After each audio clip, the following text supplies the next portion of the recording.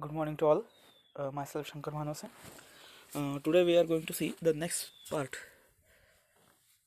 of a complex variable, that is to find the analytic function f of z if its real part and imaginary part is given. Okay. Let's try to derive the formula. There are many methods to calculate f of z if its a real part and imaginary part is given. Out of that, we are considering only one method, that is Milne-Thomson method. Okay. If real part u is given, then by Milne-Thomson method, f of z directly it gives the value as phi1 of z0 dz minus I phi2 of z0 dz, where phi1 of z0 is equal to ux, comma phi2 of z0 is equal to uy. Second, suppose imaginary part, that is v, is given, then by Milne-Thomson method its formula is f of z is equal to psi1 z0 dz plus I psi2 of z0 dz, where psi1 of z0 is equal to vy and psi2 of z0 is equal to vx. Remember the change in the formula of u and v.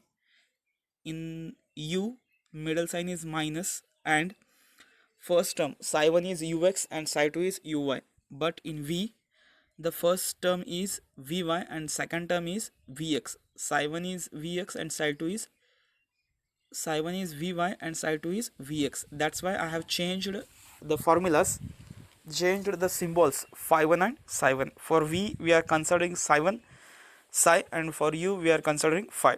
Okay, some of the many of the times maybe they will give the relation between u and v, that is in the form of plus or minus v, that is u plus v or u minus v. If they are given the function, given the value of u plus v, then we have to suppose it as a capital V.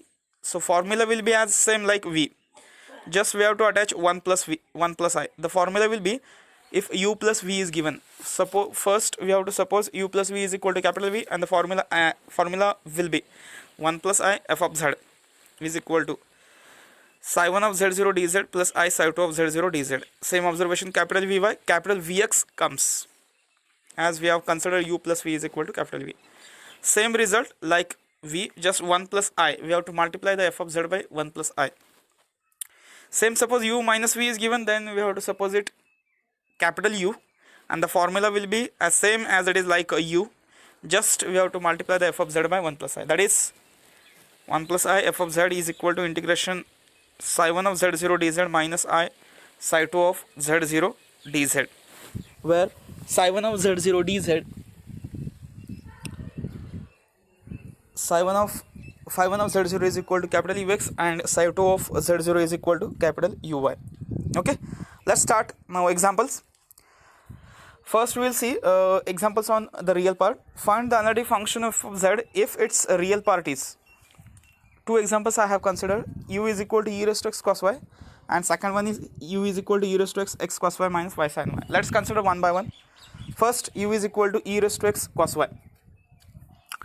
By Milne-Thomson method, first write on the formula. As a real part is given, the formula will be f of z is equal to phi1 of z0 dz I integration of phi2 z0 dz, where phi1 of z0 is equal to ux and phi2 of z0 is equal to uy.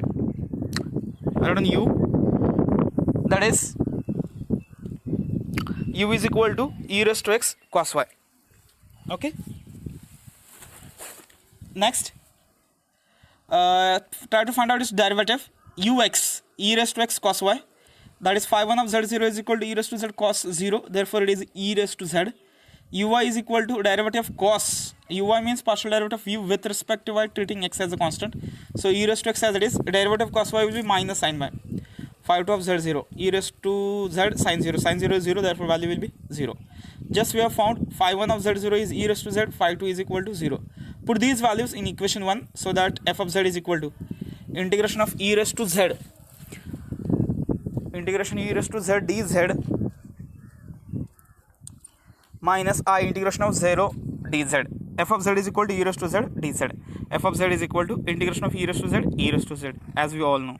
Okay, in this way you can calculate the analytic function if its real part is given. Similar way for the second example, u, first simplify the function, cancel the brackets. e raised to x cos y minus e raised to x y sin y. By Milne-Thomson method, write the formula as it is. Next step, for write on u again, ux will be, now if we consider the first term, e raised to x into x is there. As we are differentiating with respect to x, cos y as constant, but for e raised to x into x, we have to use product rule. That is x as it is, e raised to x derivative e raised to x plus e raised to x as it is, x derivative will be 1. That is product rule, minus y sin y as it is, e raised to x derivative is e raised to x, that is ux. Therefore phi 1 of z0 is equal to cos 0 e raised to z e raised to z. In the place of x we have to put z, and in the place of y we have to put 0. In this way we will get, the second term will get cancelled, and the first term is e raised to z into z plus e raised to z.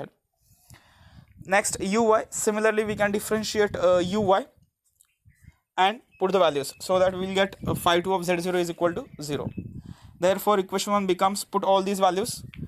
First term will be e raised to z plus e raised to z, and second term is 0. Therefore integration of e raised to z into z is e raised to z into z minus 1 plus integration of e raised to z e raised to z as it is. This is our f of z. Let's consider now for imaginary part. Find the analytic function f of z if its imaginary part is v is equal to tan inverse y by x, and the second example is v is equal to x minus y upon x square plus y square.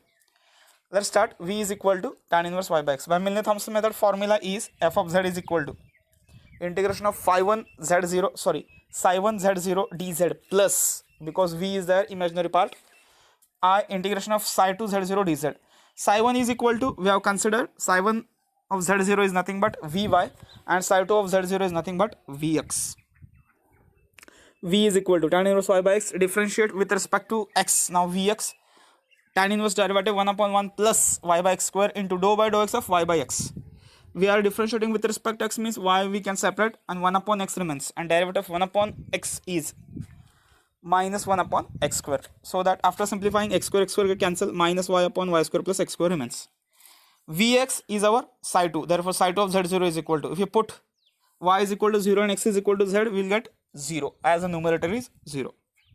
Next, similarly vy, we are differentiating with respect to y, 1 upon x constant, derivative of y with respect to y, it will be 1. From square 1x get cancelled, x remains, that is x upon x square plus y square. Now psi 1 of z0 if you found, by putting x is equal to z and y is equal to 0, we will get 1 upon z. Put this value in equation 1, f of z is equal to integration 1 upon z dz plus I integration of 0 dz. F of z is equal to log z plus c. 1 upon z integration is log z.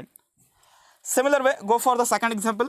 V is equal to x minus y upon x square plus y square. As we observe the v, x and y both are present in numerator and denominator, so that we have to use a quotient rule. What is the quotient rule? N upon d, numerator upon denominator. Denominator as it is derivative of numerator minus numerator as it is derivative of denominator upon denominator square.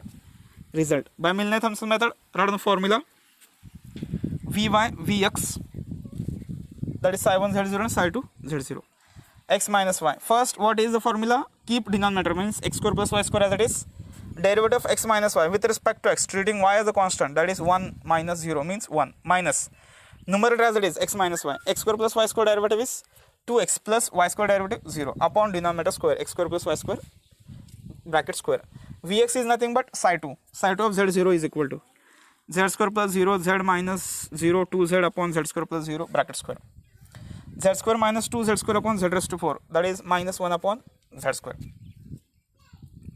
Okay, vy is equal to x square plus y square, similarly we can find, and we will get the value as minus 1 upon z square. Okay, put these values in the formula in equation 1, and after integrating we are getting f of z as 1 plus I into 1 upon z plus c, that will be our f of z. And for practice purpose we can try, the examples are given below. Find analytic function f of z if 6 examples are there, 3 of imaginary part and 3 of the real part. Try to find out f of z, okay, by using Milne-Thomson method as we discussed in above examples. Okay, thank you.